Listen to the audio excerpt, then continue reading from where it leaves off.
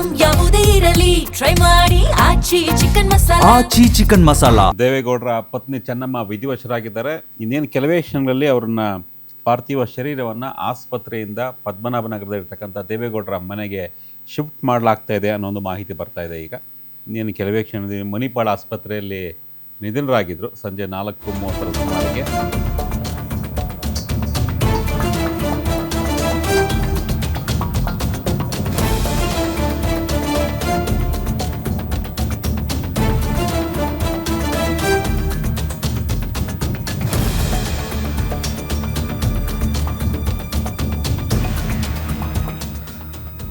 ಮಾಜಿ ಪ್ರಧಾನಿ ದೇವೇಗೌಡರ ಪತ್ನಿ ಚೆನ್ನಮ್ಮ ಅವರು ಇವತ್ತು ವಿಧಿವಶರಾಗಿದ್ದಾರೆ. ಸಂಜೆ 4:30 ಸುಮಾರಿಗೆ ವಿಧಿವಶರಾಗಿದ್ದರು.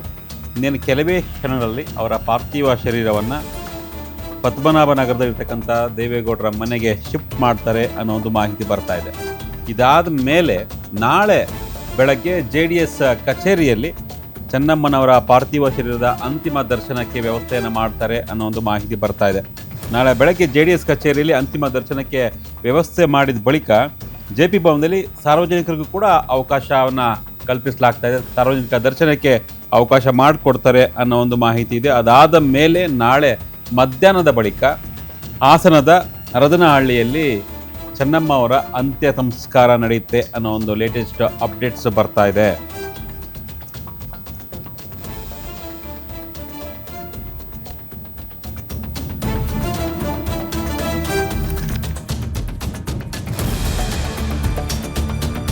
ನಿಧನರಾದರು ಅಂತ ಗೊತ್ತಾದ ತಕ್ಷಣ ಸಾಕಷ್ಟು ರಾಜಕೀಯ ನಾಯಕರು ಪಕ್ಷಾತೀತವಾಗಿ ಎಲ್ಲರೂ ಕೂಡ ಮಣಿಪಾಲ್ ಆಸ್ಪತ್ರೆಗೆ ಬರ್ತಾ ಇದ್ದಾರೆ. ಈಗಾಗಲೇ ಎಲ್ಲ ಕುಟುಂಬ ಸದಸ್ಯರು ಈಗಾಗಲೇ ಮಣಿಪಾಲ್ ಆಸ್ಪತ್ರೆಯಲ್ಲೇ ಇದ್ದಾರೆ. ಕಳೆದ 4 ಗಂಟೆಗಳಿಂದ ದೇವೇಗೌಡರು ಸ್ವತಃ ಆಸ್ಪತ್ರೆಯಲ್ಲೇ ಇದ್ದಾರೆ. ಅದಾದಮೇಲೆ ಕುಮಾರಸ್ವಾಮಿ ಅವರು ಬಂದರು, ರೇವಣ್ಣ ಅವರು ಬಂದರು, ನಿಖಿಲ್ ಕುಮಾರಸ್ವಾಮಿ ಅವರು ಕೂಡ ಬಂದರು. ಜೊತೆಗೆ ದೇವೇಗೌಡರ ಕುಟುಂಬದ ಎಲ್ಲ ಆಪ್ತರು, ಕುಟುಂಬಸ್ಥರು ಎಲ್ಲರೂ ಕೂಡ ಈಗ ಆಸ್ಪತ್ರೆಗೆ ಧಾವಿಸಿದ್ದಾರೆ.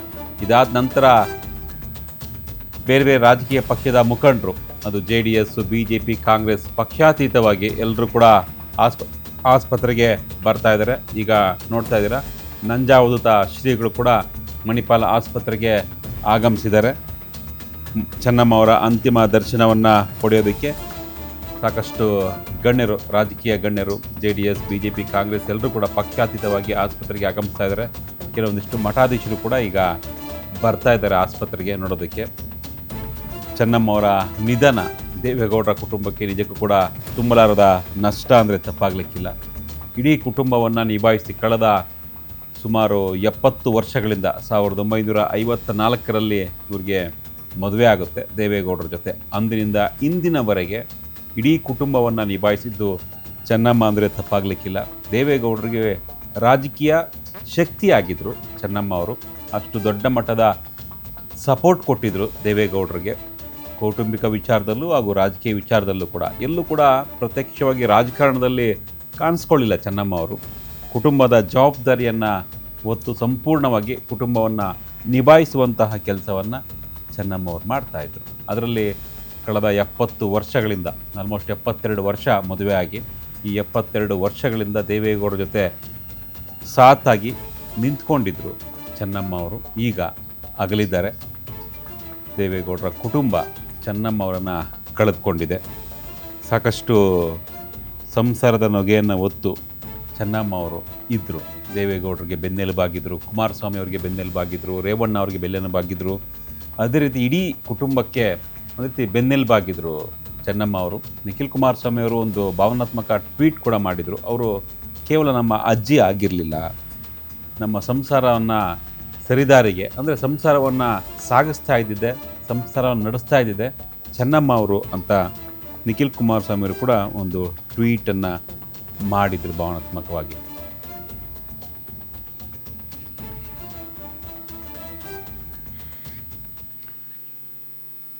ಇನ್ನೇನು ಕೆಲವೇ ಕ್ಷಣಗಳಲ್ಲಿ ಚೆನ್ನಮ್ಮ ಅವರ ಪಾರ್ಥಿವ ಶರೀರವನ್ನು ಮಣಿಪಾಲ್ ಆಸ್ಪತ್ರೆಯಿಂದ ಪದ್ಮನಾಭನಗರದ ಮನೆಗೆ ಶಿಫ್ಟ್ ಮಾಡ್ತಾ ಇದ್ದಾರೆ ಅನ್ನೋ ಒಂದು ಮಾಹಿತಿ ಬರ್ತಾ ಇದೆ. ಈಗ ಡೈರೆಕ್ಟಾಗಿ ಲೈವ್ ನಮ್ಮ ರಿಪೋರ್ಟರ್ ದುರ್ಗೇಶ್ ಈಗ ಮಣಿಪಾಲ್ ಆಸ್ಪತ್ರೆಯಿಂದ ಜಾಯ್ನ್ ಆಗಿದ್ದಾರೆ. ದುರ್ಗೇಶ್, ಎಷ್ಟೊತ್ತಿಗೆ ಈಗ ಶಿಫ್ಟ್ ಮಾಡ್ತಾರೆ? ನಾಳಿನ ಪ್ಲಾನ್ಸ್ ಏನು? ಅಂತಿಮ ದರ್ಶನ ಎಲ್ಲೆಲ್ಲಿ ಇಡ್ತಾರೆ? ಅಥವಾ ನಾಳೆ ಎಲ್ಲ ಬೆಂಗಳೂರಲ್ಲಿ ಇಡುತ್ತಾ ಅಥವಾ ಹಾಸನದಲ್ಲಿ ಅಲ್ಲಿ ಏನು ವ್ಯವಸ್ಥೆ ಮಾಡಲಾಗಿದೆ? ಏನಿದೆ ಈ ಬಗ್ಗೆ ಹೆಚ್ಚಿನ ಮಾಹಿತಿ?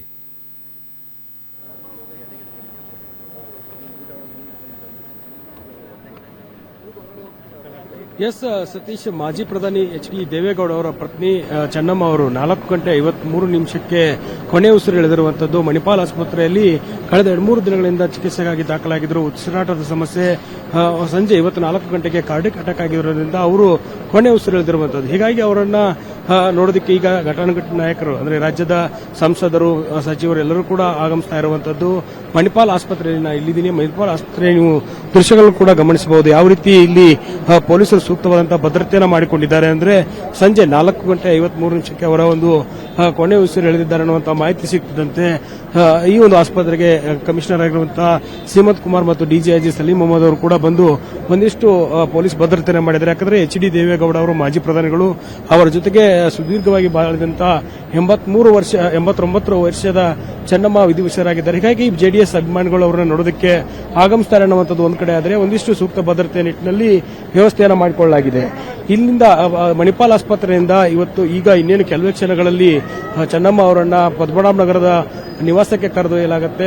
ಪಾರ್ಥಿವ ಶರೀರವನ್ನು ಅಲ್ಲಿ ಪದ್ಮನಾಭ ನಗರದ ಒಂದು ನಿವಾಸದಲ್ಲಿ ಅಂತಿಮ ದರ್ಶನಕ್ಕೆ ವ್ಯವಸ್ಥೆಯನ್ನು ಮಾಡಿಕೊಳ್ಳಲಾಗಿದೆ.